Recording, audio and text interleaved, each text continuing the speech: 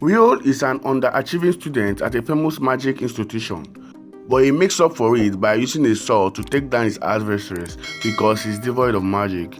During a class lecture, Professor Edward explains how to create fire magic using catalyst and magic. Since Viol is the only student there, he calls on Will to do the experiment, despite the fact that Viol cannot use magic. He does this out of extreme hatred.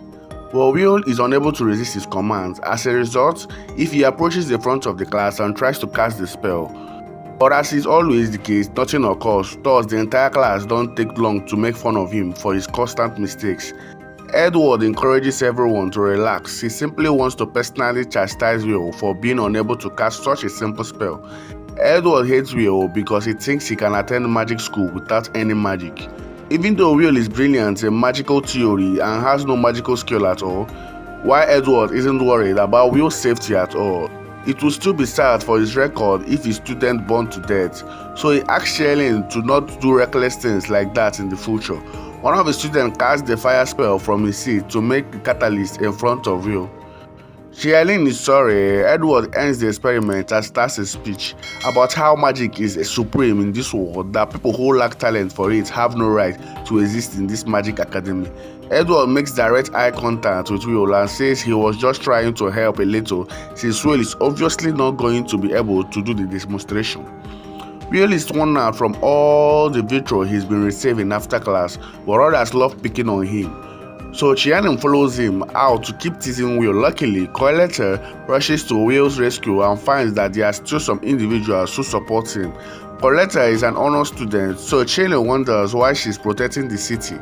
Will is on the verge of quitting school, but she says it doesn't matter since he's the kindest person she has ever encountered and puts in far more effort than any of them have. After a brief period of shock, Sherlyn bursts into laughter, realizing that no matter how good or diligent Will is, it won't change the fact that he's incapable of using magic, and that Will would never be able to become a magic merchant without magic. After that, Sherlyn and his pals leave Will alone for the time being. Coletta then tells Will as they are locking together not to worry about what Professor Edward and Sherlyn were saying because they were only trying to humiliate him. And Will responds that it's okay because it's actually not possible for him to use magic, and moreover, he counts himself lucky that a lovely lady like Coletta wanted to spend out with him despite their hatred. When he says this, Colette becomes embarrassed and tells Will that she won't want to go out with him. Will responds that he was only stating the obvious since he finds Colette to be quite attractive. Colette pushes Will away for a little while in order to collect herself and think properly after being even more humiliated by this and almost falling in love with him riding. She can't allow herself to fall in love so quickly because she's technically immobilized. When she finally gathers herself, she turns to face Will, but he's absorbed in gazing up at the sky since it is really the inhabitants who once inhabited this planet. So out of perpetual terror of the celestial hosts that reigned above them, to resist the celestial and provide everyone with access to the light of the sky, no mage alive today has ever been able to live up to the title of Magia Vanda, which was given to these wizards, who became recognized by that name. They are considered the pinnacle of magic. Will responds that he's certain that the Ice Maiden Albosvina is keeping watch over them, as he can see that she is now viewing them from a window at the top of the earth. Colette doubts whether she is. When Will was younger, Elfaria was his childhood friend, and she used to tell him everything she knew about the sun and the moon from her books. Hope that one day they might both become magical wonders and be able to view the sun together. So she was especially delighted to watch the sunset, which is reputed to be incredibly beautiful. Will said that he would help her become a magical wonder, but even though it was only a child's promise, Elfaria put a lot of effort into making it happen, and before long her efforts had brought her to the summit of the tower. Will, on the other hand, is making every effort to climb the tower despite having absolutely no talent to fulfill this pledge, even if it's only a hallucinatory dream. But even his unwavering resolve doesn't stop him from breaking under criticism like Cookie. Although Will requested Professor Walker to cool down a little, Walker is understandably upset since Will entered the dungeon once more, even though he knew it was hazardous, and went all the way down to the 7th floor. Will begs for forgiveness and requests to receive his additional credit immediately, since he fears that at this rate he would end up killing himself. The worker is still upset with him for entering the dungeon by himself, but Will earned 2 extra points as he was able to return with evidence that he has slain a malicious guard. Will Walker prepares the papers while Will celebrates with his pet, and he asks him if he still hasn't given up on becoming a magic wonder, and he would require a total of 7,200 credits to do so. These credits are often earned by students in courses like writing, practice, and spell work. But as Will is incapable of using magic, he will never be able to obtain any credit from spell work. Will intended to make up for it by working extra in practice because he knew this beforehand, but Walker has already informed him that it is very difficult to earn enough credits to pass via practice alone.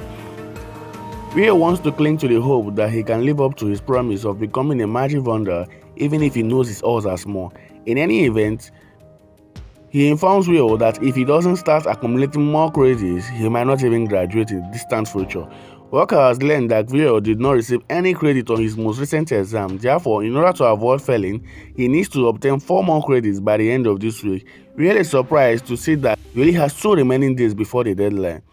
Having run out of choices, he starts going over his notes in the hopes of finding a creature that he can kill that will earn him 4 credits.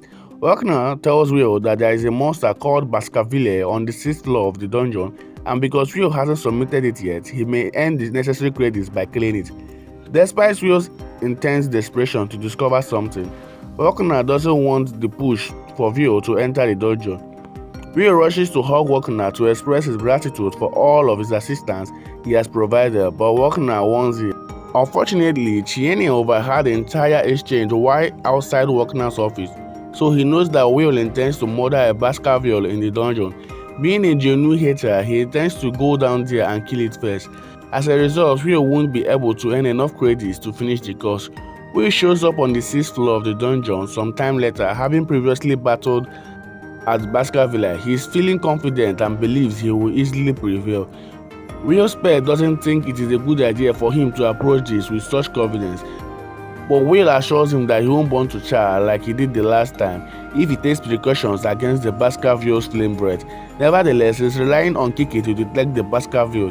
Chiene and his cronies, meanwhile, are determined to see to it that Will is expelled from the institution because his body inspired Will just as much as they want to murder the Baskerville before sending a message to Will by beating up. They all agree on the idea, but one of his pals questions if it is really safe for them to be this far down in the dungeon when there are only 3 of them. Chiene responds angrily, claiming he is more than capable of keeping them all safe. Chiene continues to harbor an internal hatred for Will, but he works on as others don't want to upset him. The sheer sight of Will offends Chiene. He believes that someone unable of doing magic shouldn't even be trying to talk about the magic wonders. When they are far into the dungeon, Chiene turns to tell his bodies what to do, but before he can do so, one of his pals is struck so hard that he slams into a wall. There is no way that guy could have lived. As he confronts the beast, Chiene maintains his composure while the other man begins to lose it. Will instinctively knows that someone must be in danger when he hears the guy screams, so he runs over to assist. Though the sound he just heard suggests they can't be too far away, he finds it hard to believe there are other individuals this far in the dungeon. Will ducks behind the wall as soon as he sees all of the yelling and notices that despite the monster's assault being effective, someone is frantically firing fireballs at it while urinating. Will understands that the creature is a sentinel of evil and he is worth 10 points. It makes no sense for the sentinel to come up to the 6th floor. Its home should be further down in the dungeon, and Will has never seen one in person before. More significantly, Chiene is the target of his attack, and because the sentinel is unaffected by any of his spells, he is losing ground. Will immediately wants to go help Chiene, but he pauses to consider his options before making a decision. Why should Will feel obligated to help Chiene when he has been harboring hate for him since the beginning? Now that no one would find out if he simply let him die, he's going to close his eyes and pretend he never happened. Well, before he does, he remembers something from his conversation with Elfrey. She gave him a set of goggles as a present because she thought that Will was courageous and compassionate. Will still wears the same goggles. He must set aside his personal grievances in order to save her, otherwise he won't be the same guy Elfrey has always admired. Will lunges forward, blocking the sentinel's blow with his sword, just as it is going to murder Chiene simultaneously back at the academy. Walker receives a frantic call from Professor Edward informing him that Tiene and his companions had all entered the dungeon together without authorization. Walker takes his bed and asks what floor Tiene went to because he wants Walker to use his familiar to find them before they kill themselves. When Edward responds that they should be on the 6th level, Walker is happy to hear that Will is with them and that he can defeat any monster that attacks as long as he is present. Using his crystal ball, he explains to Edward what Will is now doing, and he is really dominating. He goes all out with the Sentinel. Will cuts off the Sentinel's finger in an instant, and as the Sentinel attempts to respond, he backs away to make room and stops the strike in mid-air. Will then rushes in again, and this time the Sentinel is unable to keep up with him. So before he knows what's happening, Will has already gotten the better of it and stabbed it in the shoulder. Will is so strong that Shiene finds it hard to believe what he's witnessing. Walker tells Edward, who is still in disbelief, that Will is an incredible exception. He has superhuman strength beyond what damage could ever hope to attain. He possesses a physique more resilient than a Nokia phone and very sharp observational abilities that, even after one attack, enable him to decipher an enemy's plan and devise countermeasures. Will is able to anticipate the Sentinel's next move and parry it, severing the Sentinel's arm in the process. The Sentinel attempts to slash him again, but Will attempts not to be able to explore magic with his sword. He can more than make up for it. Will takes the Sentinel's sword in one hand, while the letter is in agony, and is ready to kill him once and for all. In desperate move, the Sentinel blasts off a plasma burst. Will, however, declares victory with a single, far more successful swipe of his sword, slicing the Sentinel in half. After all is said and done, Will approaches Sion to see how he is doing. Sion still harbors resentment toward Will because Will saved his life, but he bites his tongue. Edward won't tolerate magic, much less being more powerful than pupils with magic. Thus, even after seeing the entire fight and Will's ability, he still hates Will more. Edward storms out of the Walker's office, and although Walker is happy that Will saved Sion, he is nevertheless upset with him for putting himself in danger. But once more, he prevailed over the creature, earning Will 10 points for eliminating the Sentinel.